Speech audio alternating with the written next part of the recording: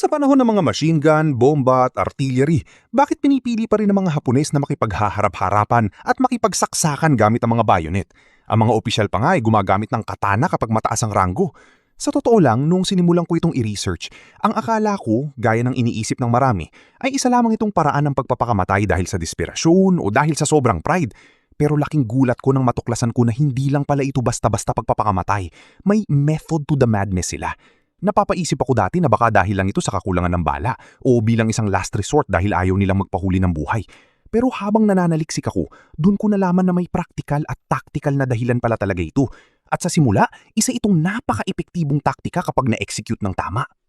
Sa pagka-epektibo nito, naging standard military tactic ito ng Imperial Japanese Army, IJA, lalo na nung nakalaban nilang mga Chinese bago pa ang formal na pagsiklab ng World War II. Upang maintindihan ito, bumalik tayo ilang taon bago ang pagsalakay sa Pilipinas, kasagsagan nun ng giyera sa pagitan ng China at Japan.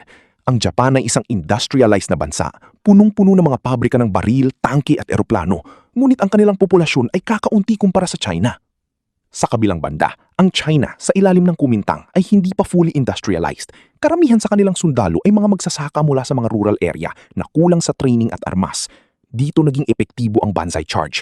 Dahil kulang ang mga Chinese noon sa mga automatic weapons tulad ng submachine guns, ginamit ng mga Hapones ang kanilang superior training sa bayonet at melee combat. Kapag na-execute ng tama ang sorpresa, madalas na nagigulat at nagpapanik ang mga sundalong hindi sanay sa ganung uri ng brutal na labanan. Isipin mo, isa kang magsasakang Chinese na naging sundalo. Ang hawak mo lang ay isang lumang bolt-action rifle. Sa gitna ng gulo, biglang may susugod sa harap mo na sumisigaw ng Banzai! At bago mo pa man maikasa o maiputok ang baril mo, nasa tapat mo na ang dulo ng kanilang bayoneta. Ang tindi ng takot na dulot nito ay sapat na para mapatakbo ang isang buong unit. Kaya naman madalas manalo ang Japan kahit hamak na mas kaunti ang kanilang tropa. Gumana rin ang taktikang ito sa simula ng pananakop nila sa Southeast Asia laban sa mga garrison ng mga Amerikano at British. Ngunit ang shock factor ay may expiration date. Gaya ng isang haunted house sa peryahan, hindi ka na magugulat kung alam mo na kung saan lalabas ang manggugulat sa iyo. Noong formal ng lumaban ng mga Amerikano, nagbago ang laro. May dala na silang mga M2 Browning machine guns at ang semi-automatic na M1 Garand na mabilis magpaulan ng bala. Dito na naging suicide mission na ang Banzai Charge. Hindi rin umubrang taktikang ito sa mga tropang veterano at matapang. Isa sa mga paborito kong halimbawa dito ang mga mandirigmang muro ng Mindanao, partikular na ang mga Tausug at Maranao. Sila ay mga eksperto sa malapitang labanan gamit ang kris, barong at kampilan. May mga kwento pa nga mula sa mga veterano na ang mga mandirigmang ito ay hindi natatakot sa bayoneta. Minsan, sinasadya pa nilang magpasaksak para lang makalapit at makataga.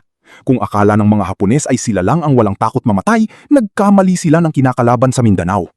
Sa huling bahagi ng gyera, ang Banzai ay nagsilbi na lamang na desperadong pag-atake. Dahil sa naval superiority ng Amerika at ang oil embargo, naputol ang supply ng langis at bala para sa Japan. Hindi na makagalaw ang kanilang mga tangke at truck. Sa puntong ito, ang natira na lamang sa mga Hapones ay ang kanilang loob at ang kultura ng Bushido. Ngunit sa makabagong panahon, hindi ubra ang tapang kung ang kalaban mo ay may sapat na bala at bumbang handang ihulog sa iyo anumang oras. Ang Banzai Charge na dati ay isang epektibong taktika ay naging simbolo na lamang ng isang hukbong tumatangging tanggapin ang kanilang pagkatalo.